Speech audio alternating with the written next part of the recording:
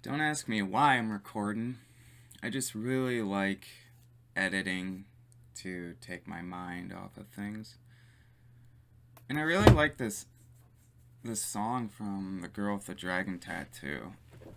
It really kind of gets me in the mood of like an unsettling scene that you'd perhaps see in a movie.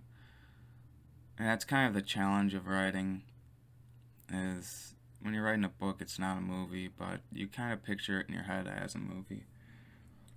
But if it was a movie and you could picture it on the silver screen, you kind of want to not anticipate a movie or expect a movie, but if it was a movie, what would it be like? And so I really like this song. It's by Trent Reznor, I think. Um, but it really sets the mood for what I'm trying to establish, and what I'm trying to create is just like a cold sense of isolation and confusion. So just play it, and I'll read to you some of what I'm editing. I mean, I wrote this about 7 months ago, but I go over it to edit.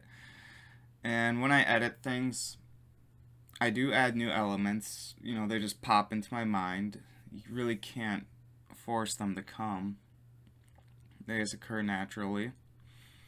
And that's what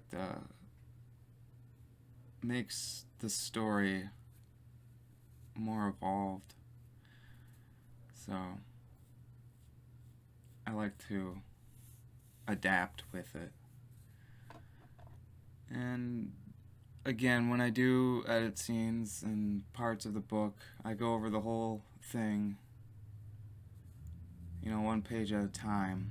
And what I really try to do is omit needless words, sometimes sentences or even paragraphs.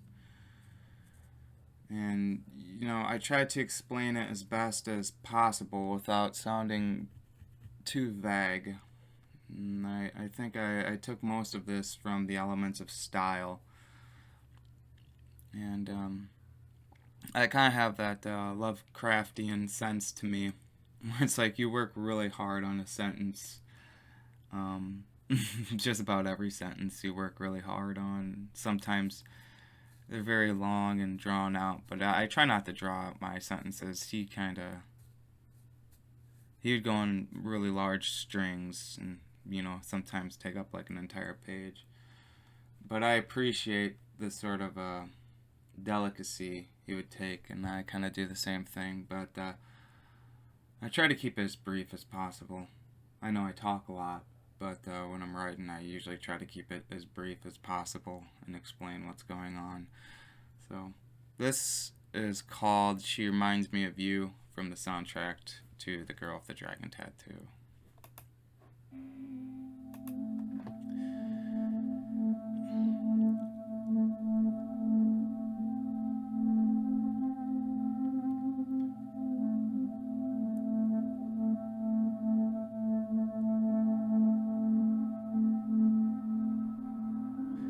The trail of blood led through the trees, past a large body of deadfall towards a small opening within the woods that seemed remote, though previously occupied by something terrible. The deer laid sprawled in the very center of the opening, skinned. Christ, who the hell did this? Thad asked. Ted gazed to a pelt of fur next to the carcass. It had been ripped clean off and was thrown to the side like a slab of meat. Jesus, he mustered. Thad approached the dead deer and stopped. He lowered to his knees and then lifted its head by the antlers. The deer's mouth then dropped open, spilling with maggots. Thad let go of the head, vomiting almost. Ted now spotted a second trail of blood next to the carcass. Seeing that it led back to the mound of deadfall, he followed it. Here, Thad noticed a large incision into the deer's stomach and grabbed a nearby stick, using it to open a fold of flesh over the incision, and gazed inside the deer's innards. Near the mound of deadfall, Ted set down his gun and began pulling branches away. "This thing's been gutted," Thad hollered. Ted suddenly stopped. "Oh, God," he said. "Over here." "What is it?" Thad asked, approaching. Ted pointed inside another opening. "Look." After gazing inside, Thad barfed and then wiped off his mouth, frightened, though revolted. Before covering the deadfall back up, the two agreed to return to the cabin to alert Travis and Barry, if they could make it.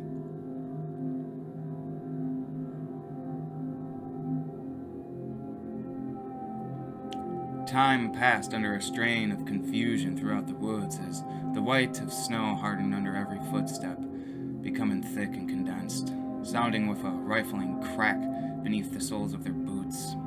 Thad paused and checked his wristwatch. It was almost 11 now. "Jesus, geek. What is it? Where the hell are we?" Ted stopped and inhaled the cold air. He grabbed the strap of his rifle's holster and gazed over his shoulder towards the creek. Underneath the cracked ice, they could hear the soft whimper of water bustling by. "We're almost there," he murmured. "Shit, I don't know about that," Thad whispered. Ted looked back to him. "We've got to keep heading east." Thad pulled out his compass.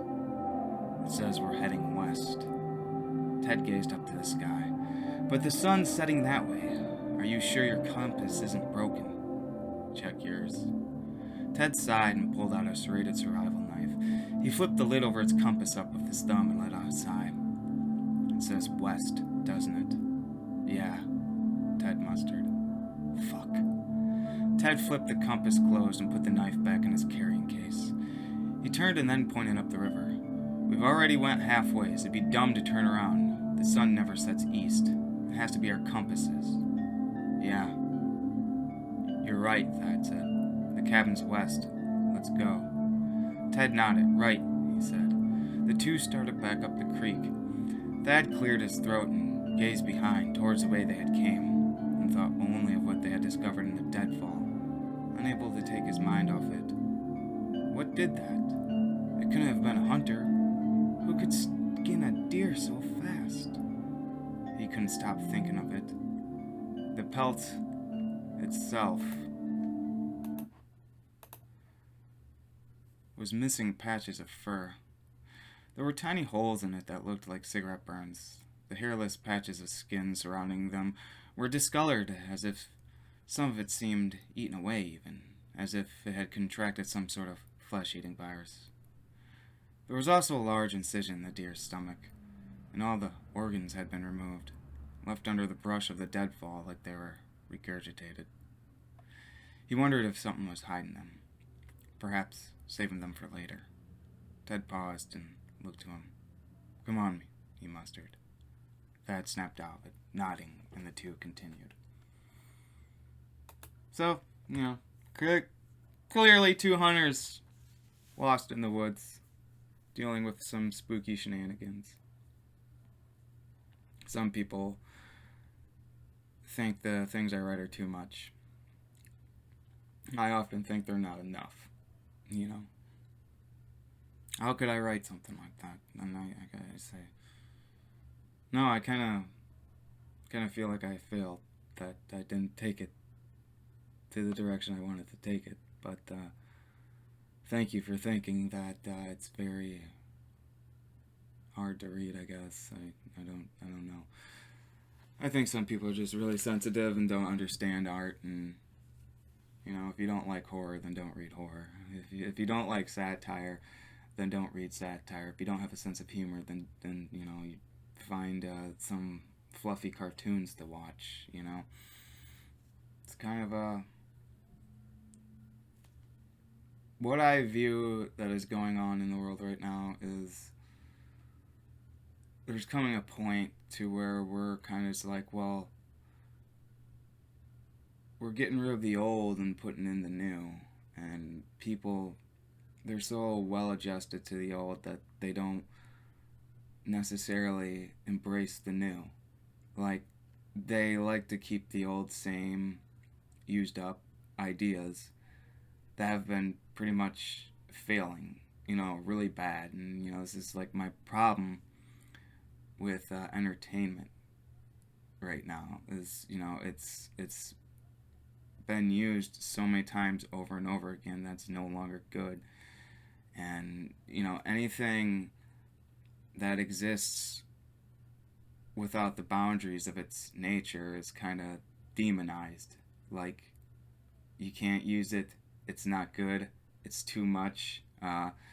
People aren't going to like it or appreciate it, or it's wrong. It's like when people freak out over Grand Theft Auto, it's like, you cannot, this needs to be banned, it is not socially acceptable, or it's not up to speed. You know, the whole world is just built on censorship of every art form, every medium right now. Like, so many people are being deplatformed, and it's because of money. It's because the old entertainment, TV, the news, the mainstream media, it's not good anymore. And they want to sit there and they want to blame it on hate speech and all this other garbage, when the truth is, it's just like they're running out of money, and they're looking at the internet and content creators as their new competitors. And they don't like that. And so, it turns into, these people are doing something wrong. They're promulgating, if I even said that right, hatred, or they are doing nefarious, nasty things and taking, money from you, or cheating with, just anything you hear. It's just like, it's this huge, huge witch hunt, and it's all about money. It's all about people's eyeballs and views, and, these big media firms are just, they're losing so badly. They're fighting with every last breath that they have, and it's incredibly apparent to some people. It's incredibly apparent, and I think some people have caught on to that once they've seen just how their numbers are dwindling, and how the censorship and the algorithm and all that other shit's going around. It's like people are not doing anything wrong. They're creating new content, and it's a threat to people who've become old and boring.